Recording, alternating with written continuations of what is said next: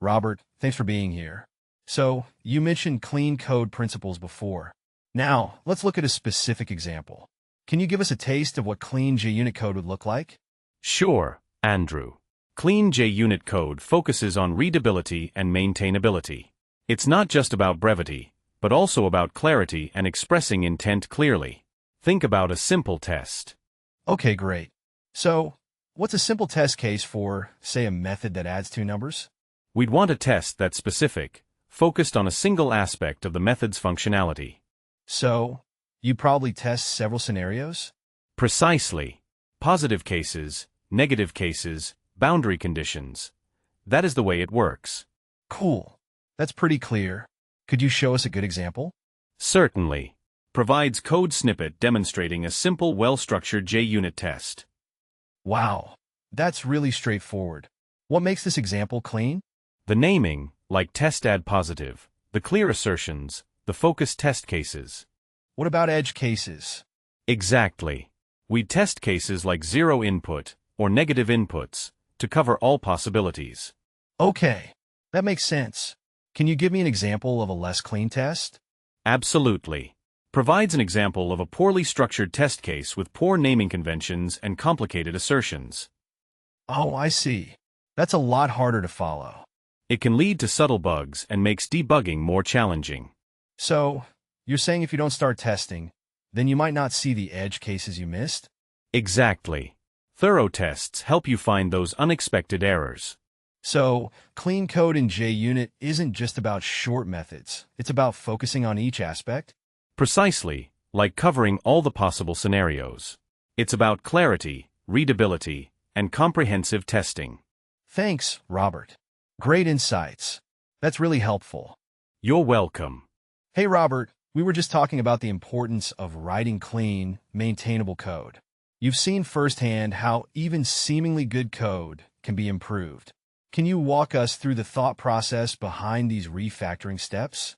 Yeah, absolutely. It's like tidying up a messy desk. A messy desk can still get the work done, but when it's organized, you can find things a lot quicker. The first key is readability. So, what was the biggest problem you saw in this example? The variable names were cryptic, and the conditional logic was embedded directly into the compact method. Making variables less cryptic like f_context_length to context length increases readability. Also, nesting conditions sometimes obscures the intent. We made a method should be compacted for it to show the specific condition clearly. And how did you decide that was a better approach, Robert? It's about clarity. If someone else looks at the code, they need to understand what you're doing as quickly as possible.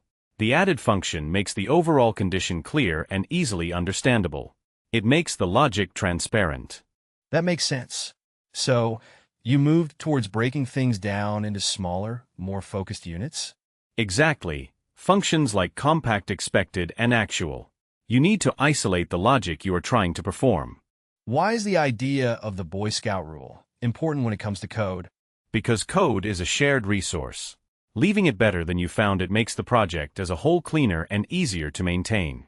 So, good code is also about making code easier to understand for future developers? Precisely. It's about sharing knowledge and making things clear. So breaking down the core part into its own functions improves the logical structure? Yep, separating tasks into functions helps manage the complexity effectively. That's a powerful analogy, Robert.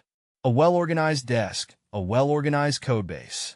Exactly, and that contributes greatly to making it more robust, so changes won't break anything else.